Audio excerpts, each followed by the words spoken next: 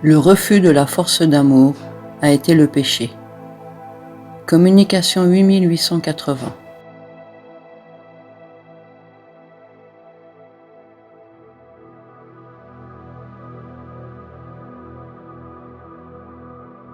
Lorsque l'on vous parle d'en haut, c'est un signe de mon amour qui ne finit jamais, qui prend pitié des hommes et veut leur venir en aide. Et cet amour vaut pour vous, toujours et en permanence, parce que vous êtes aussi ma part, même si, usant de votre libre volonté, vous avez suivi mon adversaire dans l'abîme. Mais votre être originel est amour, et je n'aurai de repos avant que vous ne vous soyez retransformé en votre être originel. Et si maintenant l'on vous parle d'en haut, vous reconnaîtrez aussi à mon discours que seule une bonne force peut être à l'œuvre, car je m'efforce toujours de vous éduquer à l'amour et de vous mener à Jésus-Christ et son œuvre salvatrice, parce que vous suivrez alors le bon chemin, ce qui aura pour conséquence un changement encore sur cette terre. Vous ne devez donc pas douter de l'issue de ce qui vous parvient d'en haut. Son contenu ne peut être que bon et doit être libre de toute erreur, car la vérité éternelle elle-même vous enseigne et vous pouvez vous appuyer sur elle en toute confiance, sachant qu'elle ne vous présentera pas d'enseignements erronés. À la fin des temps, cette assurance vous est particulièrement nécessaire, car l'on mettra même en doute la véracité des messages de mes porteurs de lumière.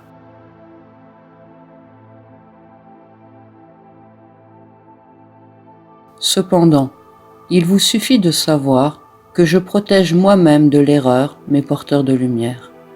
Car qui peut vous donner la garantie de la pure vérité si ce n'est moi-même qui connais la volonté et la soif de vérité de chacun?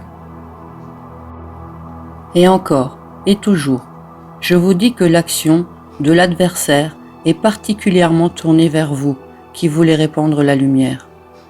Qu'il veut éviter cela, ce pourquoi il use de tous les moyens pour semer le doute sur la véracité de leur message dans le cœur des hommes. Cependant, mon action sera toujours plus clairement reconnaissable. J'éclairerai toujours plus clairement l'erreur dans laquelle il vous a enfermé, car son but est de vous maintenir loin de la vérité. Mais il n'y parviendra pas avec ceux qui désirent sérieusement la vérité.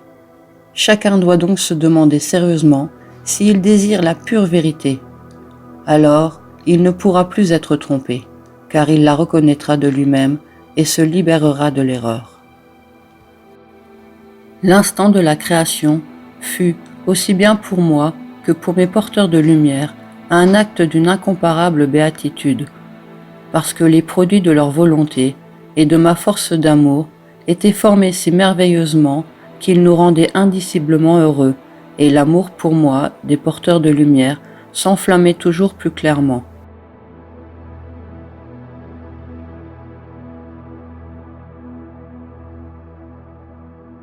Car en eux se trouvait la même force de création.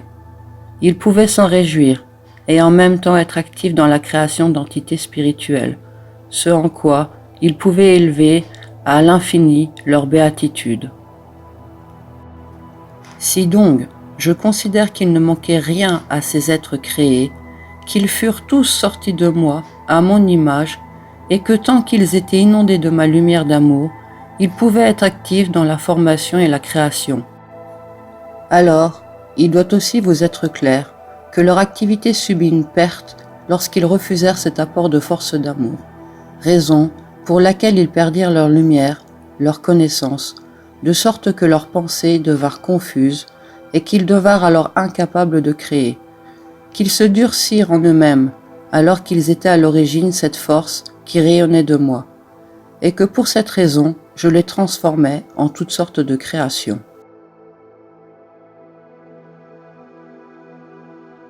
Ce processus vous a déjà été décrit si souvent et vous pouvez l'accepter comme étant la pure vérité. Vous pouvez accepter sans sourciller que seul le refus de ma force d'amour fut le péché contre moi, puisque la plus claire des lumières avait été allumée en eux, dans laquelle ils étaient parfaitement conscients de la portée de leur refus.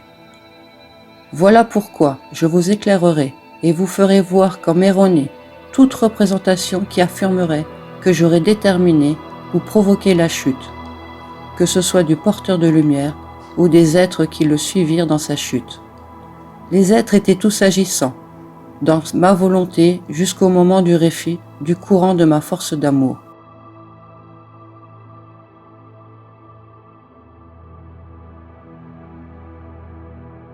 C'est alors que s'ensuivit le durcissement des substances spirituelles, et ma force, que j'avais autrefois fait rayonner de moi, en autant d'êtres, devait devenir active d'une autre façon, ce qui se réalisa par la dissolution des substances en petites particules, et de cela surgit la création.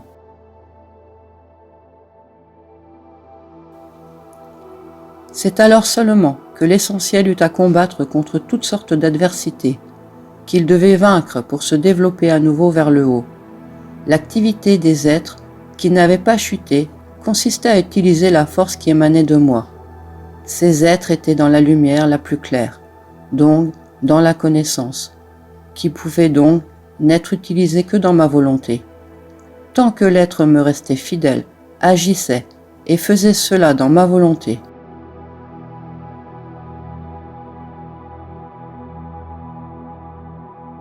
lorsqu'ils se détournèrent de moi, ils perdirent leur force de création et de formation.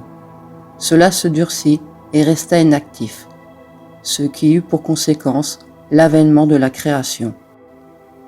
Je connaissais bien de toute éternité la chute de Lucifer et des êtres, et je ne les en empêcherai pas à cause de leur libre volonté.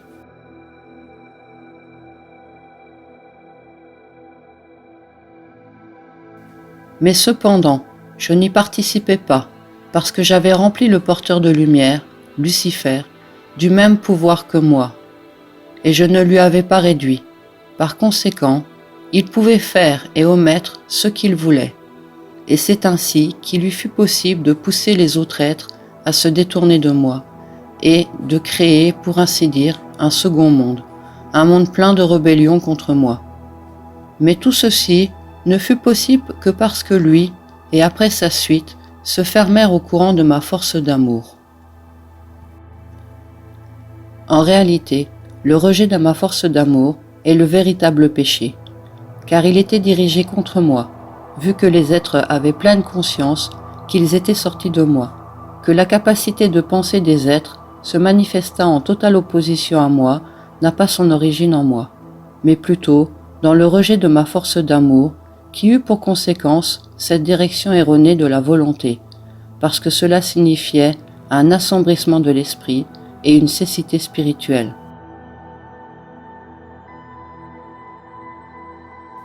C'est ainsi que Lucifer devint mon pôle opposé, qui pouvait reporter sur les êtres toutes les mauvaises pensées dont il fut lui-même l'initiateur. Car, à partir du moment où il me refusait consciemment l'amour, il avait les pleins pouvoirs sur ces êtres, et il les gardait jusqu'à ce que je laisse surgir la création, pour les arracher à son pouvoir et commencer le processus de retour. Alors ces êtres devaient parcourir un chemin de souffrance jusqu'à ce qu'ils puissent, alors en tant qu'hommes, au stade de la confiance de soi et de la libre volonté, rejeter toutes leurs pensées erronées, transformer de nouveau totalement leur volonté et se diviniser entièrement. Ils doivent rejeter le satanique et en toute liberté tendre vers le divin. Ne serait-ce que cela prouve déjà que le mal ne pouvait venir de moi, auquel cas je ne pourrais être appelé divin, ce qui n'implique que le bien.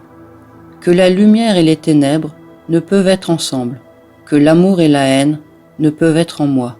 En bref, que je n'ai pas tous les contraires en moi. La libre volonté pouvait certes se décider pour moi ou pour mon adversaire, qui était alors déjà méchant lorsqu'il devint mon adversaire, qui avait créé tout ce qui était tourné contre moi, qui était une puissance comme moi, à la différence qu'il eut un commencement.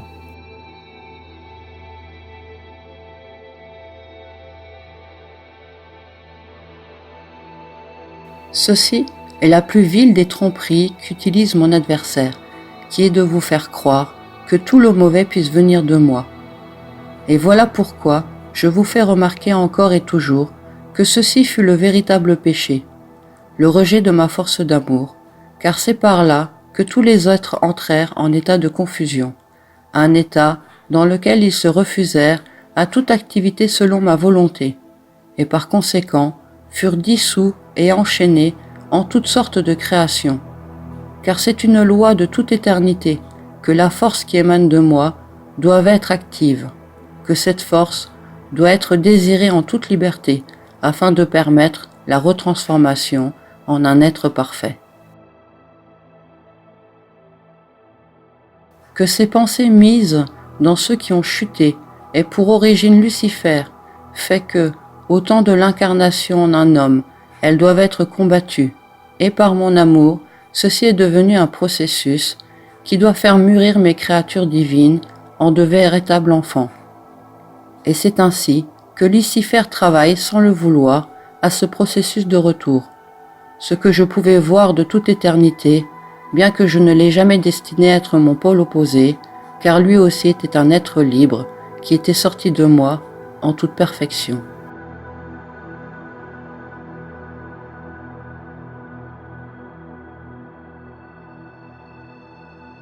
Amen.